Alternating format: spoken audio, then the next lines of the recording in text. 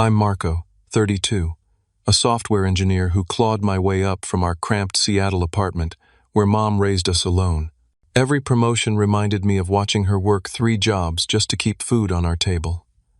Yesterday, I was finalizing paperwork for my dream position in Tokyo when my phone buzzed. A text from my sister Sophia read, "I'm quitting my job, you'll take care of us while I figure things out." My stomach dropped. Before I continue this story, let me know where you're watching from in the comments. Hit that like button and subscribe to join me through this family drama that changed everything. Growing up in the Rainier Valley neighborhood of Seattle wasn't easy. Our apartment was small, just 2 bedrooms for the 3 of us, my mother Laura, my sister Sophia, and me. The walls were thin, the plumbing temperamental, but Mom somehow made it feel like home despite everything. Dad walked out when I was 8, and Sophia was 6. I still remember the sound of the door closing behind him, the finality of it. He never called, never sent birthday cards, never paid a cent in child support. It was as if he had simply erased us from his life. Mom never spoke badly of him, but the tight line of her mouth whenever his name came up told me everything I needed to know. After Dad left, Mom took on everything. She worked as a receptionist during the day, waited tables at night, and on weekends cleaned houses in the wealthy neighborhoods across town. I'd watch her come home after midnight, feet swollen, eyes heavy with exhaustion, but she'd still check our homework and make sure we had clean clothes for school the next day. "Education is your ticket out," she would say. "Work hard now so you don't have to work as hard later." I took those words to heart. By 14, I was stocking shelves at the local grocery store after school. My paychecks went straight to Mom, no questions asked. I knew what bills looked like when they came with red stamped warnings. I knew what it meant when Mom would stare at the contents of our refrigerator a little too long, calculating what meals she could stretch from almost nothing. Sophia, on the other hand, took a different path. 2 years younger than me, she seemed to float above the hardship, somehow immune to the weight of our circumstances. While I was working and studying, Sophia was running with friends, skipping classes, expecting Mom to fix her problems. And Mom always did. "Your sister is more sensitive," Mom would explain when I questioned why Sophia didn't have the same responsibilities. "She needs more time to find herself." I loved my sister, but watching her manipulate Mom was frustrating. When Sophia failed a class, Mom would stay up all night helping her with makeup assignments. When Sophia lost a part-time job for constantly showing up late, Mom would make excuses for her. When Sophia wanted new clothes we couldn't afford, Mom would put in extra cleaning jobs. Meanwhile, I applied for every scholarship I could find. I worked through high school and took night classes at the community college while working full-time during the day. It took me 6 years instead of 4, but I finally earned my computer science degree. No one handed me anything. Every step forward came from my own sweat and determination. That degree changed everything. I started at a small tech company, taking an entry-level position that barely paid more than my previous retail job. But I worked overtime, volunteered for the projects no one else wanted, and slowly built a reputation as the guy who could solve problems. Each promotion felt like validation that my path, the harder path, had been the right one. Throughout my 20s, the family dynamic remained unchanged. Sophia bounced between jobs, relationships, and apartments, leaving a trail of unpaid loans and broken commitments. She'd show up at my door when her roommate kicked her out or when her car needed repairs she couldn't afford. And like Mom, I'd help her, though each time I promised myself it would be the last. "She's family," Mom would say when I expressed frustration. "We're all she has. But what about what I had? What about the life I was trying to build?" These questions always remained unspoken, buried beneath layers of guilt and obligation. By my 30th birthday, I had worked my way up to senior software engineer at a major tech firm. I had benefits, savings, and a modest but comfortable apartment of my own. For the first time, I wasn't living paycheck to paycheck. I could breathe. Mom finally retired from her receptionist job, though she still picked up waitressing shifts occasionally to stay busy, she claimed, though I suspected it was more about making ends meet. I set up a monthly transfer to her account, not enough to fully support her, but enough to ease the burden. It felt good to finally give back to the woman who had sacrificed so much for us. Sophia, at 28, seemed to be finally stabilizing. She had held a job as an administrative assistant at a real estate office for almost a year, a record for her. She had her own studio apartment, and even talked about taking some college courses. I dared to hope that maybe, finally, she was growing up. Then came the opportunity that would change everything. My company was expanding its operations to Tokyo and needed experienced engineers to help establish the new office. The position came with a significant salary increase, housing allowance, and the chance to work in one of the most innovative tech markets in the world. When my manager asked if I would be interested, I didn't hesitate. "This is exactly the kind of opportunity you've worked for," he said. 2 years in Tokyo would fast-track your career in ways you can't imagine. That night, I called Mom to share the news. Her response was measured happy for me but concerned about the distance. "We'll hardly see you," she said, but assured me she was proud. Sophia seemed genuinely excited when I told her, asking questions about Tokyo and even joking about visiting me there. For once, everything seemed to be aligning. My career was advancing, Mom was enjoying retirement, and Sophia was standing on her own 2 feet. I felt a weight lifting from my shoulders, a weight I hadn't even realized I'd been carrying. The weight of worrying about them, of feeling responsible for their well-being, of the constant guilt that came with pursuing my own goals. Little did I know, that weight was about to come crashing back down harder than ever before. The Tokyo offer came at what seemed like the perfect time in my life. At 32, I had established my professional reputation but was still young enough to adapt to a completely new culture and environment. The position was senior software engineer with a focus on expanding our company's AI capabilities in the Asian market.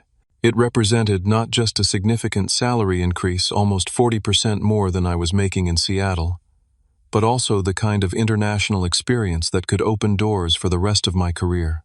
"We need someone who can hit the ground running," my director James explained during the formal offer meeting. "Someone who understands our systems inside and out but can also adapt to new ways of doing things." Your name was at the top of everyone's list, Marco. The pride I felt in that moment was indescribable. All those years of extra hours, of volunteering for difficult projects, of putting work before personal relationships, they had led to this recognition. The company would provide a furnished apartment in Tokyo, language classes, cultural orientation, and a relocation bonus. The contract was for 2 years with the possibility of extension. That night, I allowed myself to dream about what this move could mean. I'd never been outside North America before. My vacations had been limited to weekend trips to Portland or Vancouver, always with one eye on my phone in case work needed me. Tokyo represented a complete change. New food, new language, new professional challenges, new friends. I stayed up late researching Japanese culture, already making mental lists of places I wanted to visit. The next morning, I called Mom to share the formal offer details. Her response was more enthusiastic than before. "Your father would be proud," she said, surprising me by mentioning him. She rarely did. He always wanted to travel but never had the chance. We talked about how I would set up regular video calls with her, how I'd bring her to visit once I was settled, and how the higher salary would allow me to increase my monthly contribution to her expenses. These plans made the distance seem less daunting. "And don't worry about Sophia," Mom added. "She's doing so well now. We'll be fine while you're gone." Sophia herself seemed to have turned a corner. During our weekly family dinners in the month leading up to my planned departure, she asked thoughtful questions about my new position. She even helped me research neighborhoods in Tokyo and suggested Japanese movies I should watch to get a feel for the culture. "I'm really proud of you, bro," she said during one dinner. "You've always been the smart one, the one with the plan. It's cool to see it paying off." Her words meant more to me than she could know. Despite our different paths, Sophia's approval still mattered. Maybe this move was helping her see that hard work and persistence did lead somewhere worthwhile. The weeks before my scheduled departure were a whirlwind of preparations. I gave notice on my apartment, sold most of my furniture, and put the few sentimental items I couldn't part with into a small storage unit.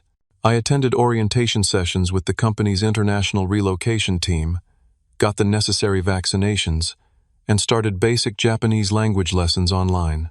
Each step made the opportunity feel more real and exciting. I found myself smiling randomly throughout the day, a sense of adventure building inside me that I hadn't felt since I was a kid. This wasn't just a job change. It was a life change. 2 weeks before my planned departure, I organized a special dinner for Mom and Sophia at Mom's favorite seafood restaurant overlooking Puget Sound. The sunset painted the water gold and pink as we clinked glasses. To new adventures, Mom toasted, her eyes misty. To Tokyo, Sophia added.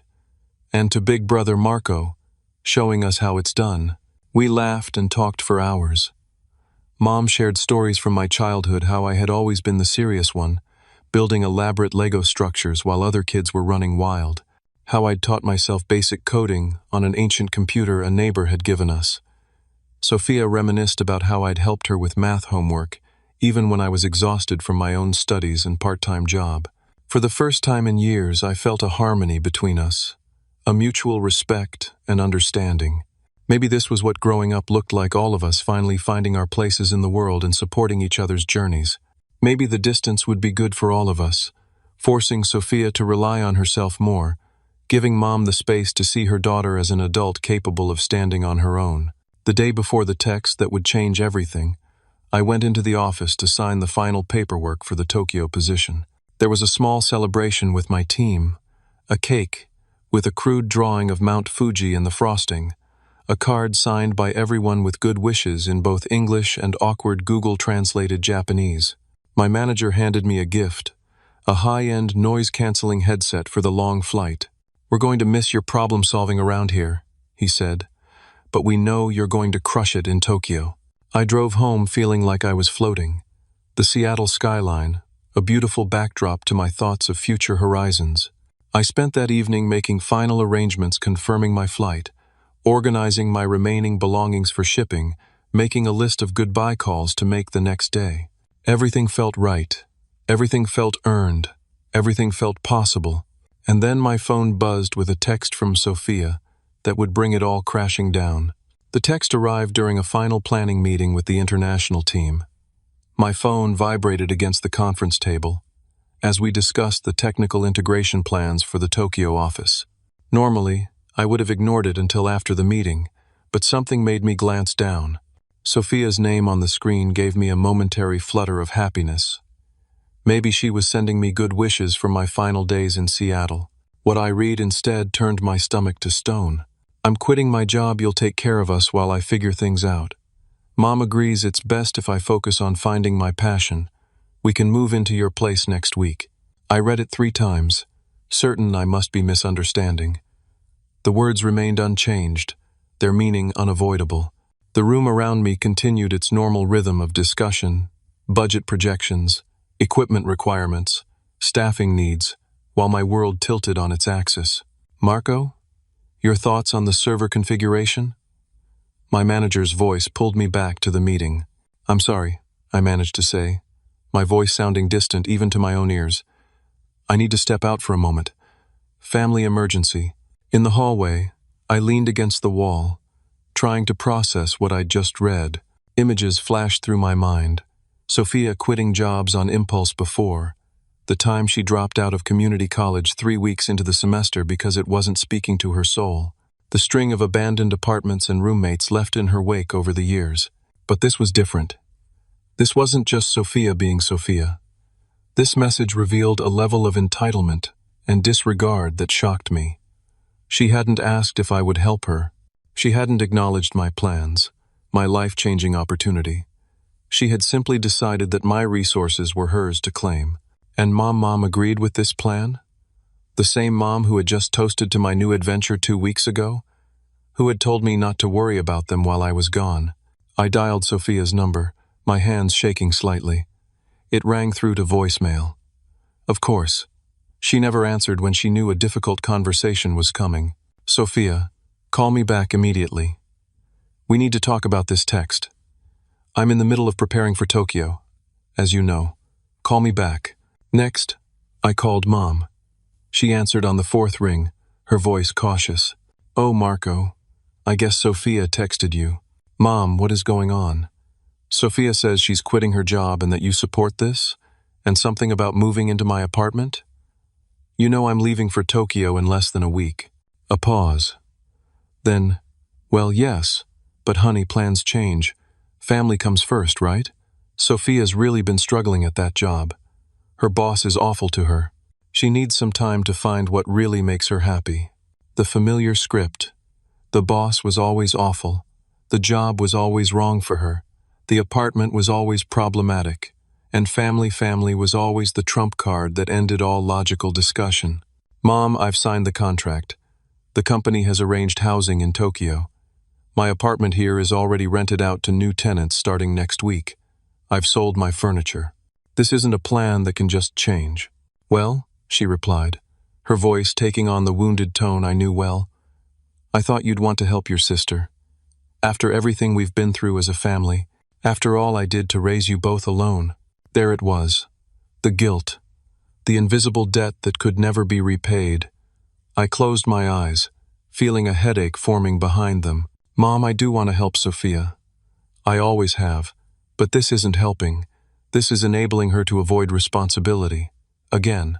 And this time, you're asking me to give up the opportunity of a lifetime to do it. I'm not asking you to give up anything, she replied, her voice hardening. I'm just saying family should be your priority. You can find another job. Sophia needs you now. The injustice of it burned in my chest. I had spent my entire life prioritizing family, working as a teenager to help with bills, setting up monthly transfers to Mom's account, bailing Sophia out of countless self-created crises.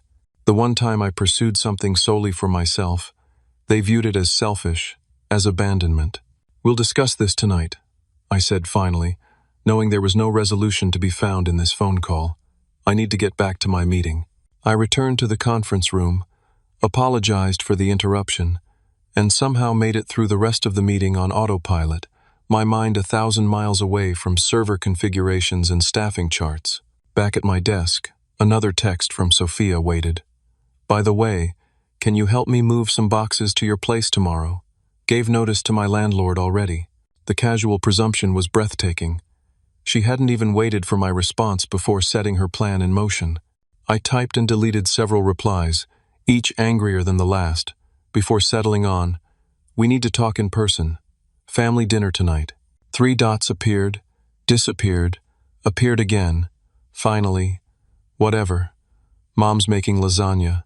I spent the rest of the workday in a fog, going through motions while my mind raced. Was I overreacting? Was family truly the ultimate priority, even at the expense of my own future? What would happen to Sophia if I wasn't there to catch her? These questions had no easy answers, but one thing was clear. I couldn't make a decision of this magnitude based on a text message and guilt. That evening, I drove to Mom's house with a knot in my stomach. The small rambler looked the same as always, the porch light, with its perpetually flickering bulb, the ceramic frog by the door that had been there since my childhood, the curtains Mom had sewn herself 20 years ago and refused to replace despite their faded pattern. Before I could even knock, the door swung open. Sophia stood there in sweatpants and an oversized t-shirt, looking completely unconcerned. Finally, I'm starving. Mom wouldn't let us start without you. She turned and walked back inside without waiting for a response, as if our text exchange had never happened, as if she hadn't just detonated a bomb in the middle of my life. I stepped inside, bracing myself for the confrontation to come, the disappointment hanging in the air like a physical thing, heavy and unavoidable. The smell of Mom's lasagna filled the small house, a scent that normally brought comfort but now only intensified my unease. In the kitchen, Mom was placing a large casserole dish on the table, which was already set with the mismatched plates and silverware from my childhood. Everything looked normal, ordinary, as if this were just another family dinner rather than a pivotal moment in our relationships. There he is, Mom said, smiling as if nothing were wrong. Just in time. Sit down. Let's eat while it's hot. I remained standing. Before we eat, I think we need to talk about Sophia's text and what's actually going on here. Sophia rolled her eyes as she dropped into her usual chair. Do we have to do this right now? I'm starving. Yes, we have to do this now, I replied, struggling to keep my voice level. You sent me a text saying you're quitting your job and expecting me to support you. You gave notice to your landlord apparently without even waiting for my response. This isn't a small thing, Sophia. This impacts all of us. Mom placed a serving spoon in the lasagna and sat down. Let's discuss it while we eat. No reason to let good food get cold. This was typical Mom's way of diffusing tension, of normalizing even the most significant conflicts. Food as peacemaker, as distraction. I sat reluctantly, knowing this conversation would happen with or without lasagna. So, I began, accepting a plate but not touching the food. Can someone explain to me why Sophia is suddenly quitting her job? The job she's had for almost a year. The longest she's ever stayed anywhere? The job that was going so well that I felt comfortable accepting the Tokyo position? Sophia took a large bite of lasagna before answering. That place is toxic, Marco. My boss takes credit for all my ideas. My coworkers are fake. I'm not growing there. The familiar complaints. The same reasons she'd left her last 6 jobs. And have you looked for another position before deciding to quit? Do you have savings to support yourself while you're unemployed? She waved dismissively with her fork. That's why I texted you. I need some time to figure out what I really want to do with my life. Find my passion, you know? I can't do that while stuck in some soul-crushing 9 to 5. So your plan is to move into my apartment, which, I remind you, is no longer mine as of next week, and have me support you financially while you find your passion. And where exactly would I be during all this? Mom interjected. We thought you could postpone Tokyo. Maybe for 6 months or so, until Sophia gets on her feet. Your company would understand for family reasons. I placed my palms flat on the table, trying to steady myself. Let me get this straight. You want me to turn down a career-defining opportunity, break a contract I've already signed, damage my professional reputation, and continue paying for an apartment I no longer want, so that Sophia doesn't have to work or pay rent while she finds herself? When you put it like that, you make it sound so selfish, Sophia snapped. Selfish? Are you serious right now? The control I'd been maintaining began to slip. I've worked for this opportunity for years. Years of overtime, of taking on the projects nobody wanted, of putting my personal life on hold. And now that it's finally happening, you want me to throw it away because you're bored with your job? It's not about being bored, Mom said, her voice taking on the injured tone that had always worked to make me back down in the past. Sophia is unhappy. As her brother, don't you care about that? Of course I care. But this isn't about caring. It's about accountability. It's about being an adult and facing consequences. Sophia pushed her plate away. I already quit, okay? Last week. So your lecture about looking before leaping is a little late. The revelation hit me like a physical blow. Last week? You've known you were quitting for at least a week, and you're just telling me now, days before I'm supposed to leave the country? We were going to tell you earlier, Mom said, not meeting my eyes. But you were so excited about Tokyo, we thought it would be better to wait. Better for whom? I asked incredulously. Not for me, certainly. Not for the company that's expecting me in Tokyo on Monday. You waited because you knew I'd object, and you wanted to present me with a fait accompli. Mom reached across the table to touch my hand. I pulled away. Honey, I know this is disappointing, but I need you too. My Social Security barely covers the mortgage, and with prices going up, another layer to the manipulation unveiled itself. Not just Sophia, but Mom too. They had been discussing this between them, planning how to approach me, how to ensure I couldn't refuse. So this isn't just about Sophia finding her passion.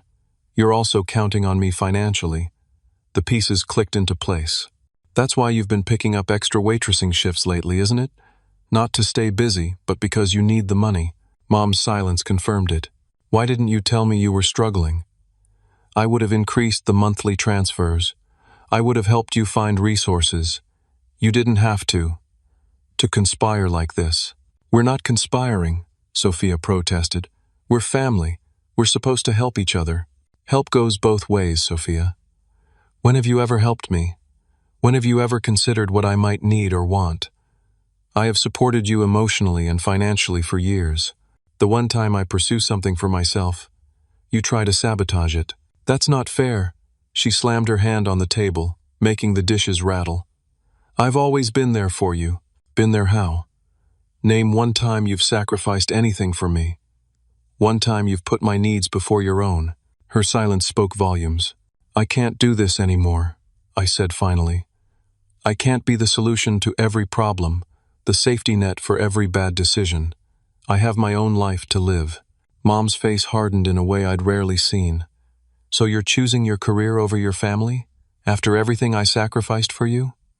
I worked 3 jobs to put food on this table. I went without so you could have opportunities. And I'm grateful, Mom. I will always be grateful. But your sacrifices were to give us a better life, not to keep us tethered to you forever, not to make us feel guilty for pursuing our own paths. Some paths lead away from family, she said coldly. Is that really the path you want? The emotional manipulation was so transparent now that I could see it clearly for the first time. The guilt, the obligation, the conditional love, it had always been there, but I'd been too close to recognize it. I'm leaving for Tokyo on Monday, as planned, I said, standing up. I'll help you both find other solutions, but I won't cancel my plans. I can't. Sophia's face contorted with anger. Fine. Abandon us, just like Dad did. The comparison stung more than she could know. Dad walked out without a word and never looked back. I'm communicating openly and offering alternative help. That's not the same thing. It feels the same to us, Mom said quietly. I looked at these 2 women who were my family, whom I loved despite everything, and realized that they could not see me clearly. They saw only what I could provide for them, not who I was or what I needed. I think I should go, I said, my appetite long gone. We're not going to resolve this tonight. As I walked to the door, Sophia called after me, So what am I supposed to do now? Sleep on the street? I turned back one last time. You have 5 days left at your apartment by your own admission. Use that time to call your friends, look for a new job, apply for assistance if you need to. There are options that don't involve derailing my life. As I drove away from Mom's house, missed calls and texts began flooding my phone. Extended family members, aunts, cousins, Mom's friends, all suddenly concerned about my abandonment of family. The narrative was already spreading, casting me as the villain, the selfish son who chose money over blood. I silenced my phone and drove aimlessly through Seattle's rain-slicked streets, feeling more alone than I had in years, yet somehow, beneath the hurt and anger, feeling the first stirrings of a long-overdue liberation. I barely slept that night. My apartment mostly empty now, except for a mattress on the floor, a folding chair, and suitcases packed for Tokyo felt like limbo, a space between worlds. Rain tapped against the windows as I stared at the ceiling, replaying the dinner conversation, wondering if there had been another way to handle it, another path through the minefield of family expectations. By dawn, I had made a decision. Not from anger, not from hurt, but from a place of clarity I hadn't experienced before. I showered, dressed in my best suit, and drove to the office earlier than usual. My director, James, was already there, reviewing reports with a cup of coffee. Marco, you're early. Everything set for Monday? I took a deep breath. That's what I wanted to discuss. I've had some family complications come up. His face fell slightly. I was afraid of this. Visa issues? No, nothing like that. It's personal family matters. But I want to be clear, I am absolutely committed to the Tokyo position. I'm asking if there's any way we can ensure that commitment is ironclad. James looked surprised but nodded. Well, we've already processed all your paperwork and signed the contract, but if you'd like, we could have legal review it to make sure everything is airtight. May I ask what's prompting this? I explained the situation briefly, leaving out the emotional details but making it clear that there was pressure from family to abandon my plans. James leaned back in his chair. Family pressure can be intense. I experienced something similar when I took the Singapore assignment years ago. My parents couldn't understand why I'd moved so far away. How did you handle it? I asked, grateful for his understanding. I went. It was hard at first, lots of guilt and second-guessing, but it was the right decision for my career, and honestly, for my sense of self. They came around eventually. Most families do. His words were reassuring, though I wasn't sure my family would follow the same path. I'd appreciate it if we could review the contract today and make any necessary additions. I want to make sure there's no ambiguity about my commitment. Of course. I'll have HR and legal prioritize it. We can have a meeting this afternoon. I spent the morning in a strange state of calm productivity, finalizing handover documents for my team, creating detailed knowledge transfer guides, and answering last-minute questions. Each task felt like another step toward the future I was choosing, despite the emotional hurricane swirling around me. At 2 o'clock, I sat in the conference room with James, an HR representative, and a member of the legal team. They had prepared an addendum to my contract, emphasizing the company's expectations regarding my start date in Tokyo and the investments already made in my relocation. This isn't really necessary from our perspective, the legal representative explained. But if having it in writing helps your situation, we're happy to accommodate. I signed the documents, feeling a weight lift from my shoulders. This wasn't just a job anymore. It was a declaration of independence, a statement about who I was and what I valued. Back at my desk, I took out my phone and looked at the dozens of missed calls and messages. With steady hands, I typed a response to Sophia's original text. "That's not on me. I've signed the contract for Tokyo starting Monday." The response was immediate, a flood of angry texts accusing me of betrayal, of selfishness, of caring more about money than family. I didn't respond. There was nothing more to say that wouldn't escalate the situation further. Then my phone rang Mom's number. I answered, bracing myself. "Marco, we need to talk about this. Sophia is devastated." "Mom, I've made my decision. I'm going to Tokyo as planned. I've signed additional contractual commitments today that make it impossible to back out without serious legal and financial consequences." Her sharp intake of breath was audible. "You deliberately made it harder to change your mind? How could you do that knowing what we're going through?" "What you're going through is a situation of Sophia's creation. She chose to quit her job without having another lined up. She chose to give notice at her apartment without confirming she had somewhere else to go. These were adult decisions she made, and they come with adult consequences." "She's your sister," Mom's voice rose in pitch, "and I'm your mother. Doesn't that mean anything to you?" "It means everything to me," I said quietly. "But it doesn't mean I'll let you use that relationship to manipulate me into giving up my own life. I've set up a separate account with emergency funds that you, not Sophia, you can access if absolutely necessary. I'll text you the details." "Money isn't the point," she snapped, though we both knew it was at least part of the point. "It's about being there for family. I'll be a 6-hour flight and a video call away. I'll visit. You can visit me. This isn't abandonment, Mom. It's growth." The line went silent for a long moment. Then, "I need to go. Sophia needs me." 10 minutes later, my phone buzzed with a new message from Mom. "After everything I sacrificed for you, this is how you repay me? Your sister is in tears. If you get on that plane, don't consider yourself part of this family anymore." The words hit like physical blows. Don't consider yourself part of this family anymore. An ultimatum, a severing of ties, a conditional withdrawal of love from my own mother. I left work early, unable to focus.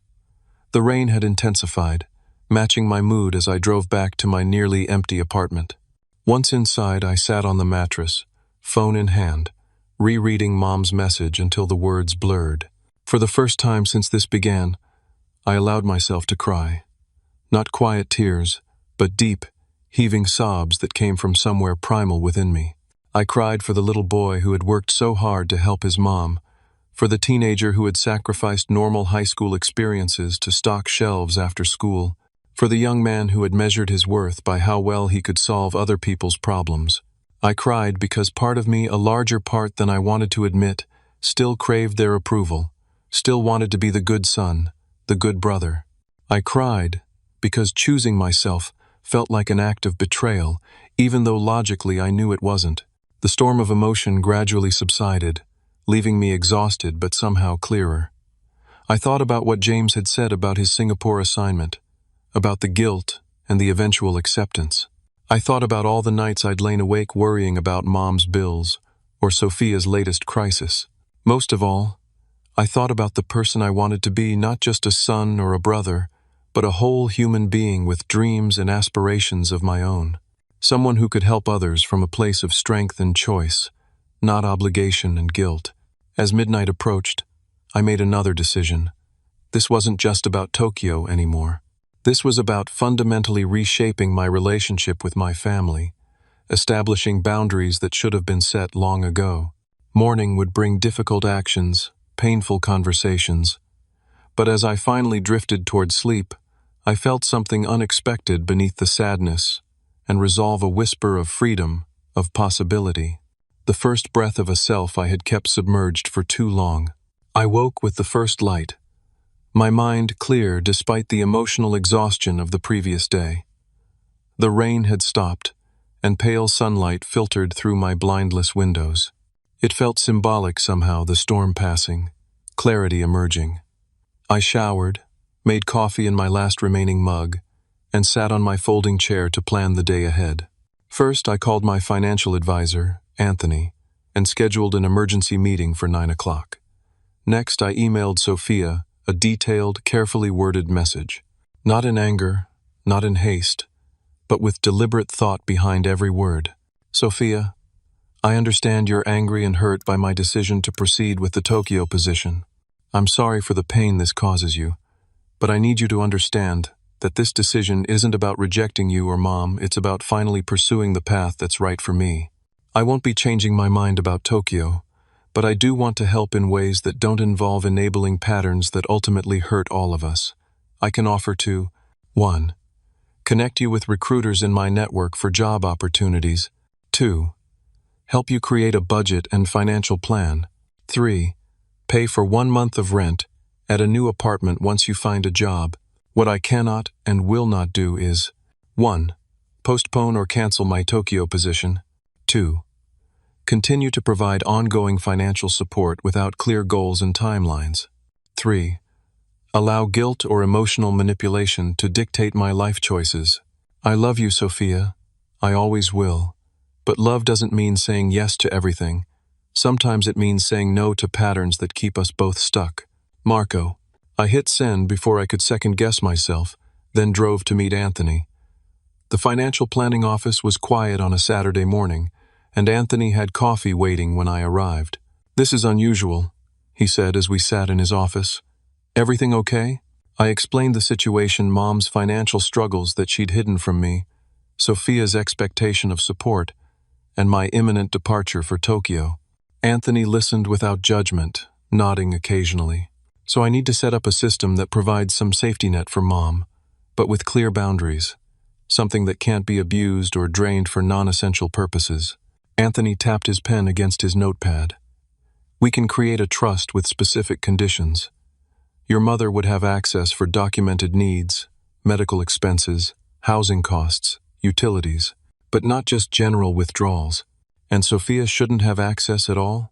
He gave me a level look. Based on what you've described, giving her direct access would undermine the boundaries you're trying to establish. If your mother chooses to share with her, that's between them. But structurally, the account should be for your mother only. We spent the next hour working out the details. I would fund the account with enough to cover Mom's mortgage for 6 months and other basic necessities, but not enough to support both her and Sophia indefinitely. Anthony would serve as trustee, reviewing withdrawal requests against the established criteria. This is a healthy boundary, Marco, he assured me as I signed the paperwork. You're providing genuine help while encouraging independence. My next stop was to meet Jackson, my oldest friend who had known my family since childhood. We met at a coffee shop near the waterfront, the Space Needle visible through misty clouds. Man, I heard from my mom that things got intense with your family, he said as he sat down. She said your aunt was calling everyone saying, you abandoned them or something? I sighed. News travels fast. Yes, it's been a mess. I gave him the condensed version. Jackson had his own complicated family history, parents who had divorced messily when we were in middle school, a father who had leveraged guilt to extract money and support from Jackson for years. Sounds familiar, he said when I finished. Remember when my dad needed temporary help after he lost his job? That temporary turned into 3 years of me paying his rent. I remember. You finally cut him off last year, right? Jackson nodded. Hardest thing I've ever done. He didn't speak to me for 4 months. Called me every name in the book. Had relatives calling me saying I was cruel. How did you handle it? Poorly at first, he admitted with a rueful smile. Lots of second guessing, lots of sleepless nights. But then something interesting happened. He got a job, found cheaper housing, started figuring things out without me as his safety net. And now we talk once a month. It's not perfect, but it's better, more honest. He respects me more, I think. And I definitely respect myself more. His words resonated deeply. My mom said if I get on that plane, I shouldn't consider myself part of the family anymore. Jackson winced. That's harsh. But ask yourself this. Is that really love? Making your family membership contingent on sacrificing your own life?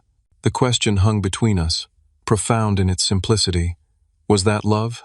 Or was it control disguised as love? What would you do? I asked. Get on that plane, he said without hesitation. Build your life. Set your boundaries. Give them time to adjust to the new reality. Real family finds its way back to each other, but on healthier terms. After lunch with Jackson, I made one last attempt at reconciliation. I drove to Mom's house, uncertain of my welcome, but determined to try. Sophia's car was in the driveway. I knocked, waiting anxiously on the porch where I'd stood countless times throughout my life. Mom opened the door, her expression guarded. I didn't expect to see you. Can I come in? I'd like to talk calmly, openly. She hesitated, then stepped aside. Sophia was on the couch, her posture stiffening when she saw me. I've come to offer real help, I said, remaining standing as neither had invited me to sit.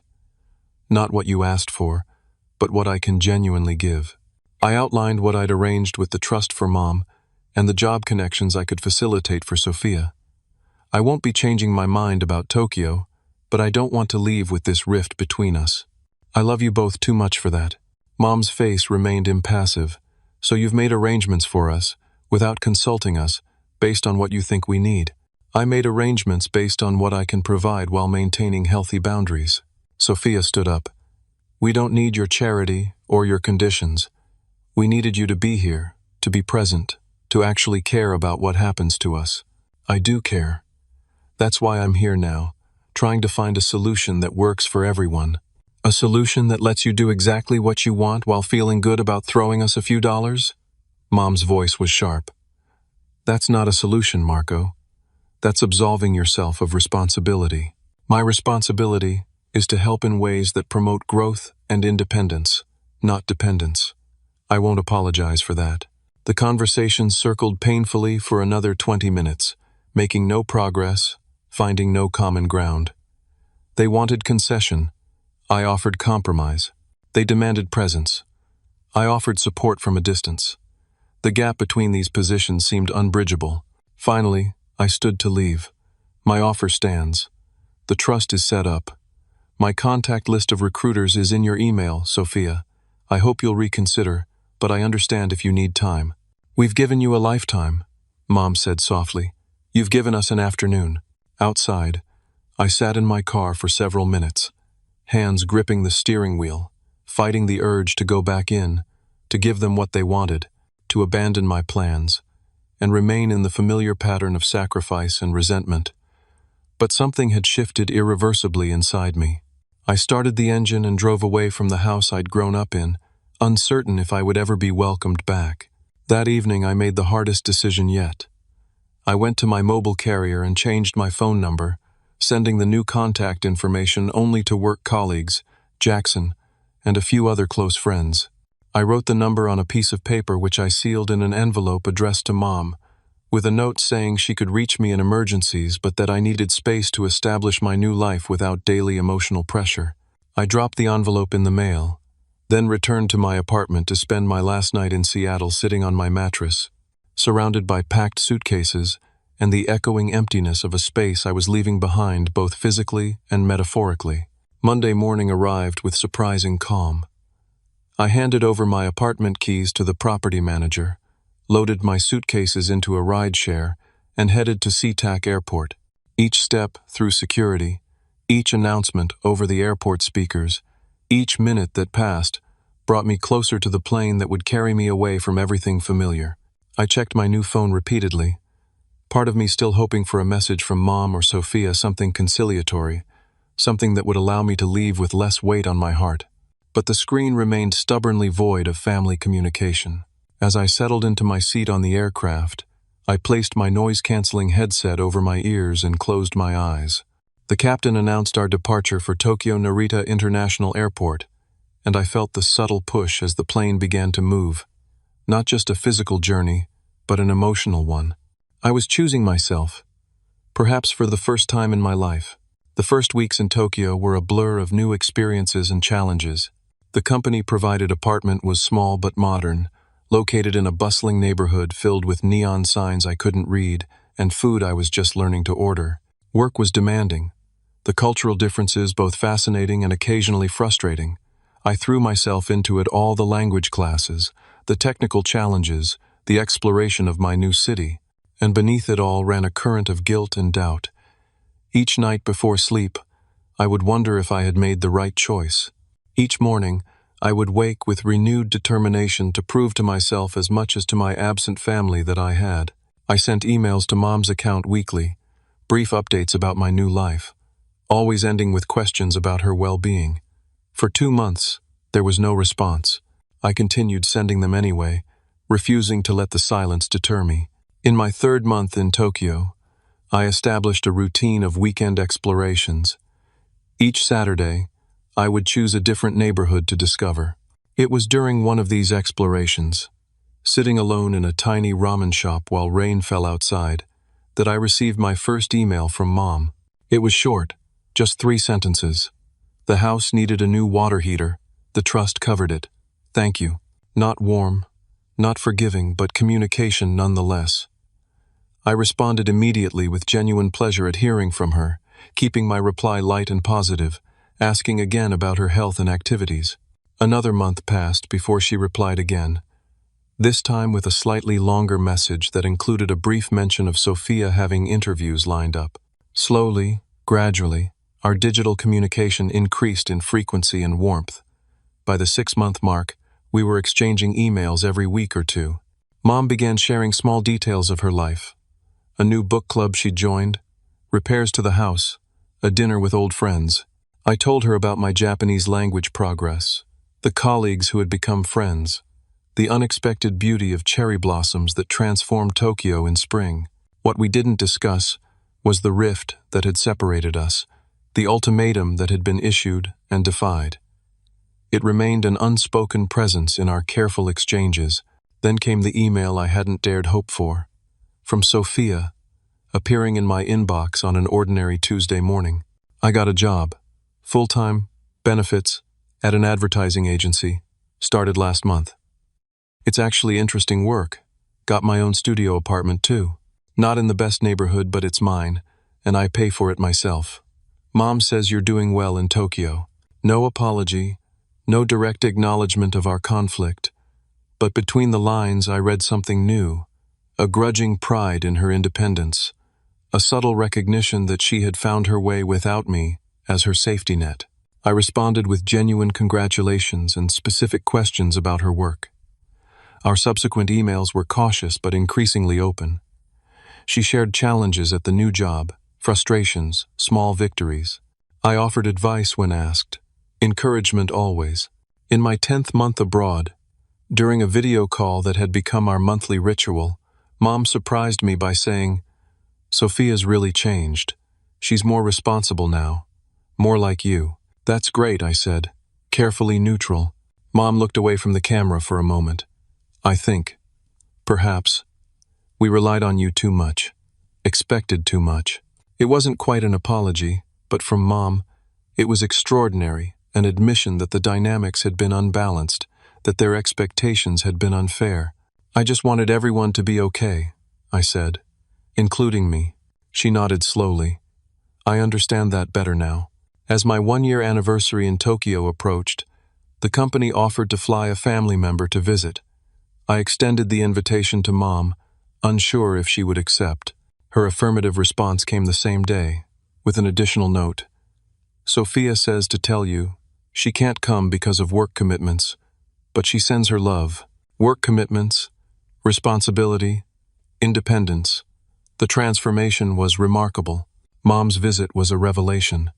Seeing Tokyo through her eyes helped me appreciate anew the adventure I was living. And watching her interact with my colleagues, my new friends, my new world gave her insight into what this opportunity had meant for me. On her last night, sitting in a small restaurant overlooking the city lights, she reached across the table and took my hand. I was wrong, she said simply. Wrong to try to hold you back. Wrong to make you feel guilty for living your own life. The words I had longed to hear, had perhaps needed to hear to fully embrace my choice. I understand why you did it, I replied. You were scared. Yes. Scared of change. Scared of losing you. Scared of facing my own part in enabling Sophia's dependency. She squeezed my hand. But I was wrong, and I'm sorry. I'm sorry too, I said, meaning it. Sorry for the pain my leaving caused. Sorry for the way it happened. But not sorry you went. No, I admitted. Not sorry for that. She nodded, a small smile touching her lips. Good. You shouldn't be. When I took her to the airport the next day, our goodbye was different from any we had shared before, equal adults embracing with mutual respect and genuine love. Not the complicated tangle of obligation and guilt that had characterized our relationship for so long. The months that followed brought continued growth in all our relationships. Sophia and I established a weekly video game session online, a shared activity that let us rebuild our connection through play rather than crisis. Mom joined a travel group for seniors and began planning her own adventures, sending me photos from weekend trips to Oregon and Vancouver. As my 2-year assignment neared its end, I faced another decision: extend my time in Tokyo or return to Seattle. The company was eager for me to stay, offering increased responsibilities and compensation. I was torn, my life in Japan now rich with friendships and professional satisfaction. During a video call with Mom and Sophia, now a regular event, I shared my dilemma. What do you think I should do? I asked, curious about their perspective but no longer seeking their approval. Mom answered first. What do you want to do, Marco? I think I want to stay, I admitted, at least for another year or two. Sophia grinned. Then stay. Japan looks amazing from all your photos. Maybe I can visit next time. The agency might even have some clients there I could connect with. We'll miss you, Mom added. But we'll be fine. We are fine, and we want you to be happy. Simple words, yet they represented a profound shift in our family dynamic, from expectation to acceptance, from dependence to mutual support, from conditional to unconditional love. That night, I stood on my small balcony, overlooking the Tokyo skyline, reflecting on the journey of the past 2 years. The hardest lesson had been learning that sometimes true family love means setting boundaries, means saying no, means allowing others to face the consequences of their own choices. The deepest pain had come from breaking old patterns, but also the greatest growth. By refusing to enable Sophia, I had inadvertently given her the gift of self-reliance. By standing firm against Mom's emotional manipulation, I had created space for a more authentic relationship to develop. And by choosing myself, my dreams, my goals, my well-being, I had become someone better able to truly support those I loved, not from obligation, but from strength and choice. The text that had once seemed to threaten everything had, in the end, catalyzed transformations none of us could have imagined. By refusing to be the solution to everyone else's problems, I had allowed us all to find better solutions within ourselves. Have you ever had to make a difficult choice between your own needs and family expectations? How did you handle it, and what did you learn? I'd love to hear your thoughts in the comments. Don't forget to like this video if you found my story helpful, subscribe for more real-life experiences, and share with anyone who might be struggling with family boundaries. Remember that sometimes the hardest decisions lead to the most meaningful growth for everyone involved. Thank you for listening, and I wish you strength in your own journey of self-discovery and healthy relationships.